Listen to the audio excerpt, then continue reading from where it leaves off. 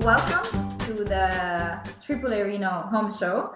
This is another episode of our series, and today I am here having a conversation with Domen Bančič. Hi, Domen. Hello.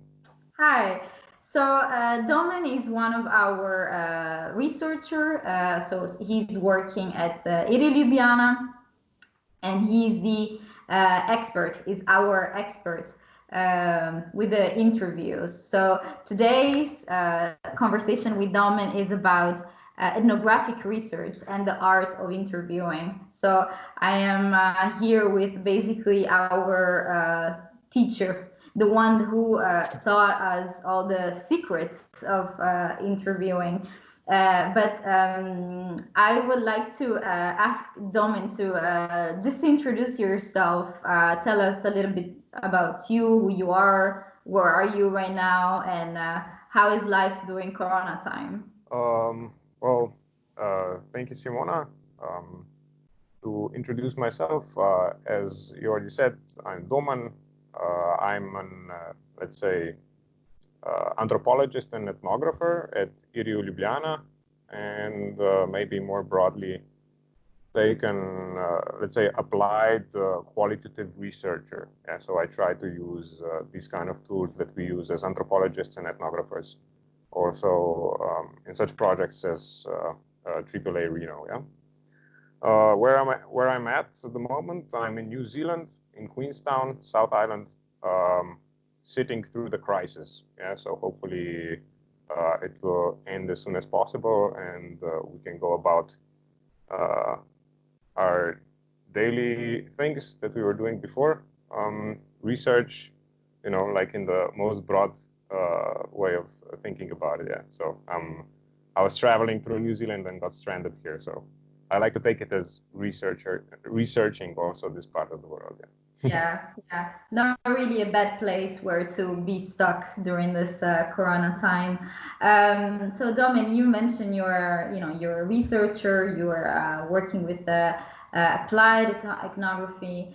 And you're working in a university field. How long have you been involved in projects like Horizon 2020 projects?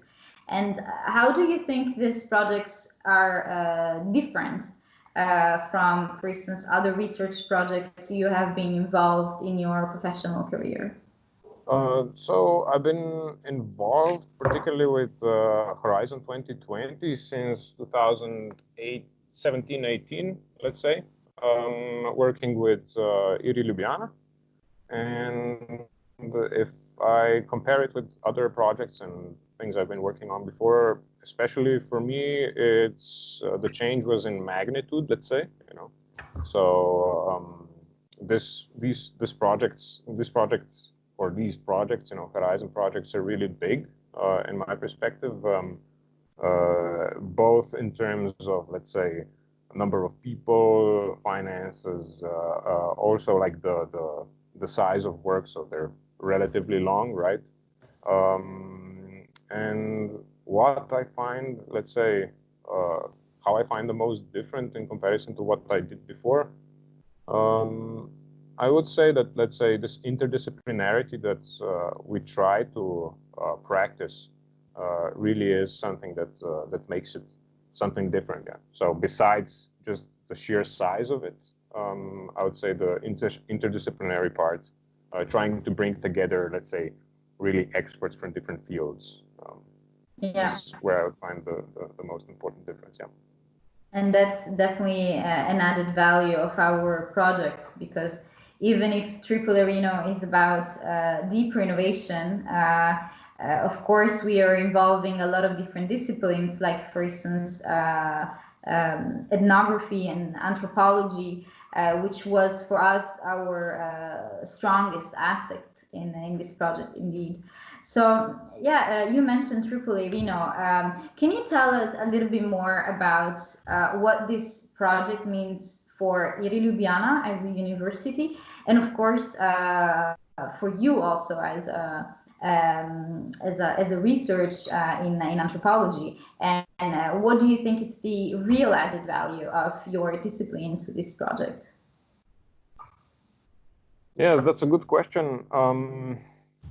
So maybe to reiterate, I mean, it's also hard for me, of course, to speak in the name of the whole institute, but for sure the added value for our institute is simply being part of these projects, which are connecting a lot of, let's say, very interesting institutions from all over Europe. And also being part of these projects, which are very, let's say, development and future orientated, you know, which Horizon 2020 are. For me personally, the added value again is in this interdisciplinarity, but specifically TripleA-reno, I would say for me is a good exercise to really take something like, let's say, a concept of renovation and to dwell upon it, you know, to really think about it.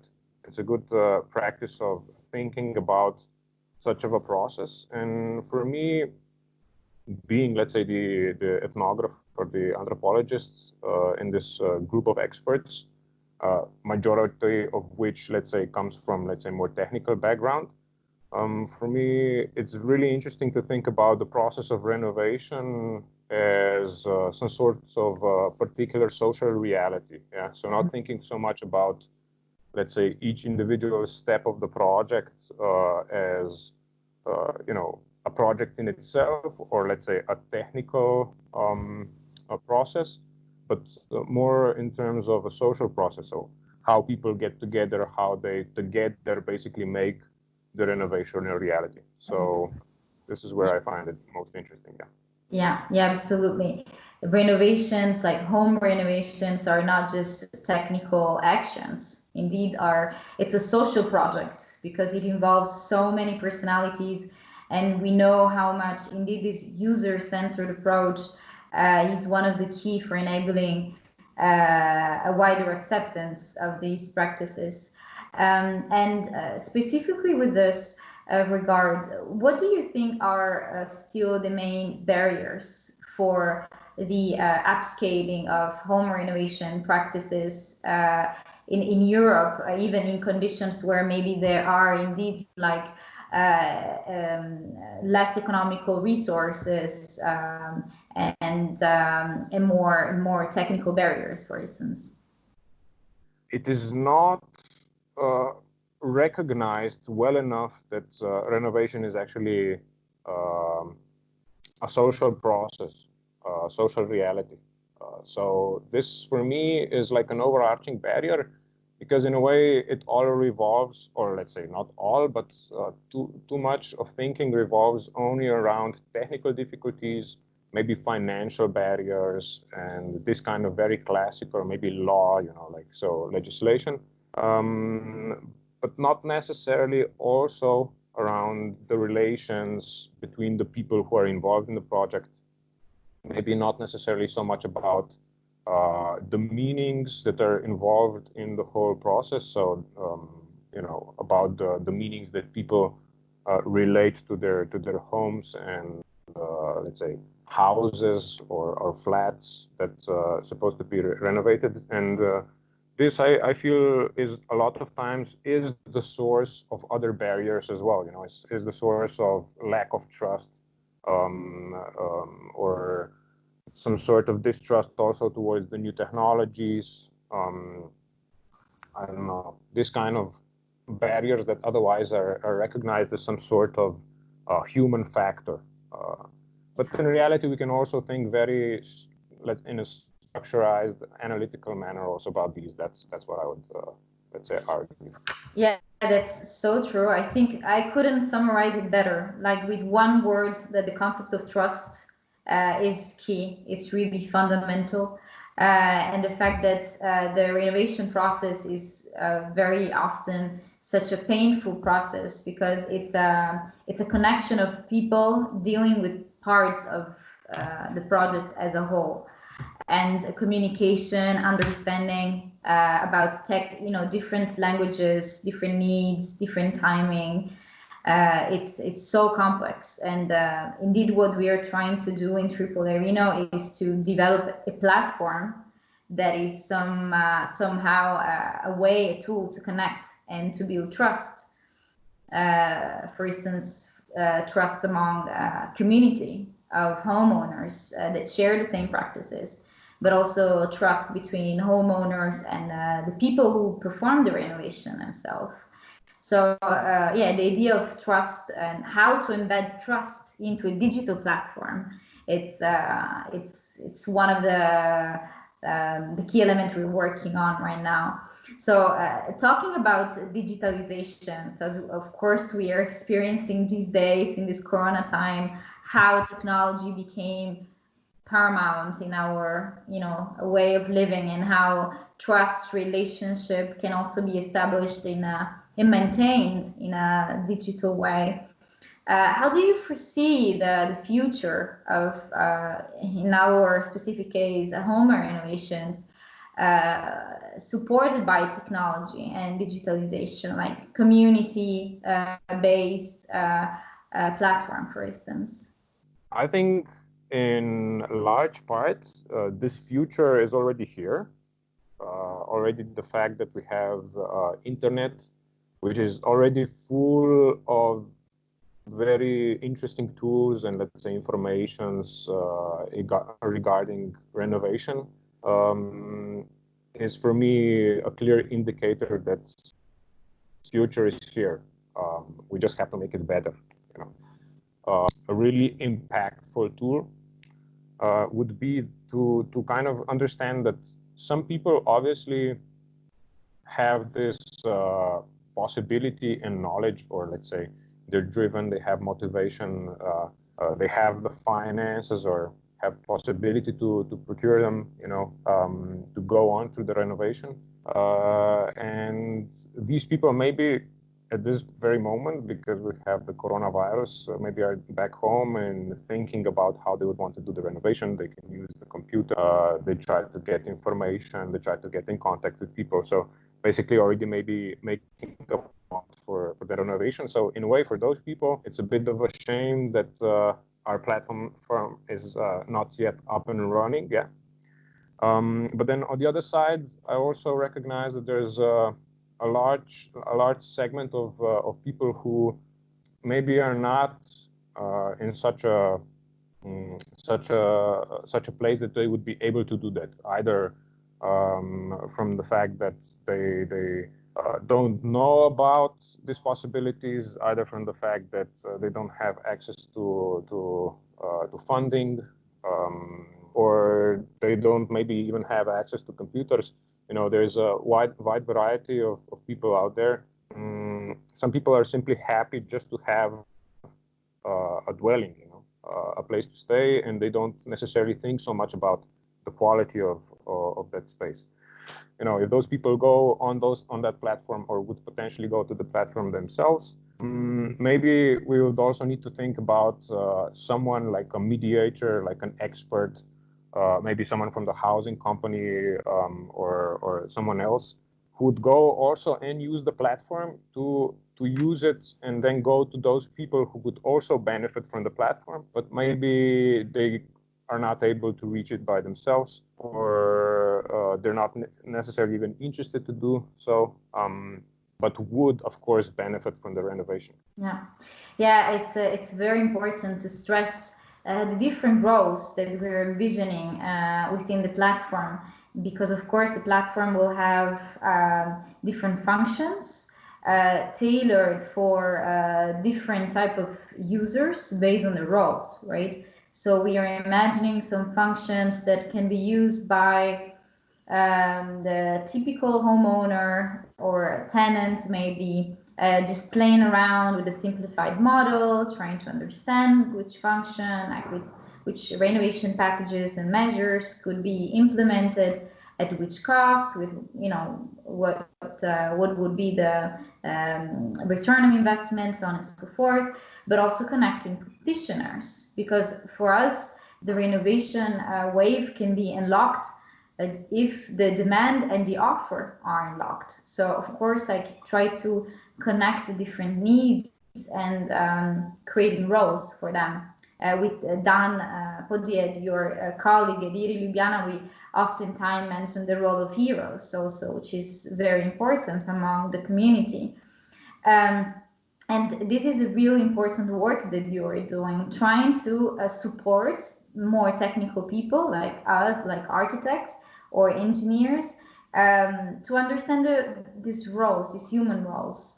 And you apply a very strict methodology. This is what really surprised me, because sometimes when we think to more humanistic type of work and research, we try to think erroneously, obviously, that it's a lot about just talking and discussing, but you have a very strict methodology that you showed us. And that was very interesting to learn. Can you tell us a little bit more about ethnographic research and which are the tools you use, the method of, for instance, interviewing or other type of interaction with the users? It's all about gathering qualitative data, which can, of course, take form of very simple conversation, or simply being in a location, being in space, gather basically the information by describing it, either taking notes or recording it in a way. But then, of course, later comes the analysis, and you have to have good data, or let's say, good data and information from the field, be able to do a good analysis, or as good as possible, of course. Maybe this is where also more structured approach comes. We are working with several cases across Europe with people who don't necessarily have background in social or qualitative research, and it's good to provide some sort of a structure also to this research. Of course, maybe if I would have to go and do the research myself, I would take more of a, let's say, improvised approach, of course, knowing all the tools and the methods that I have available as an ethnographic research, and then eventually through time develop them. But yeah, maybe this is where the structured, let's say, strict approach that you mentioned comes from. But otherwise, yeah, which are the tools that we use? The primary tool for ethnography, for sure, is participant observation. And participant observation, very simply speaking, is being consciously present in time and space wherever you're doing your research.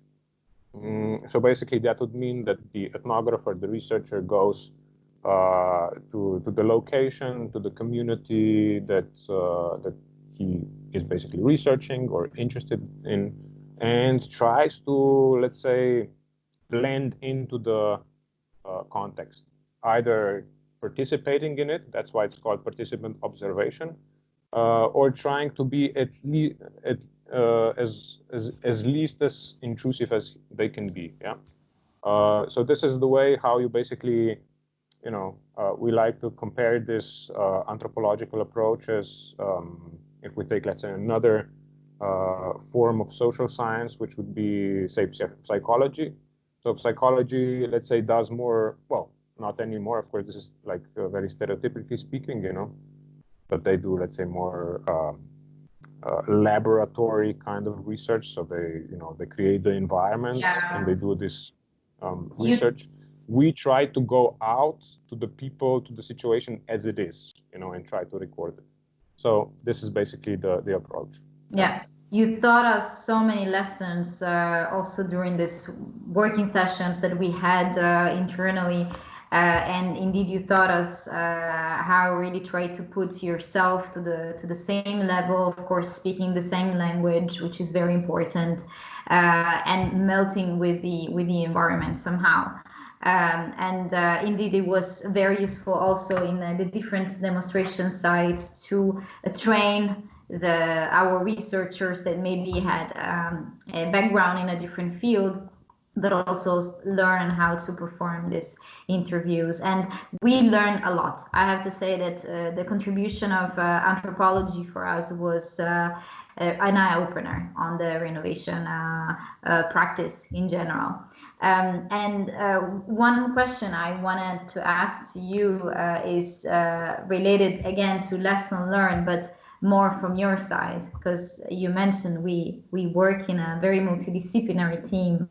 So I would like to know from you, what is the lesson that you've learned from the anthropological perspective about home renovation in general and this type of projects, this type of Horizon 2020 projects?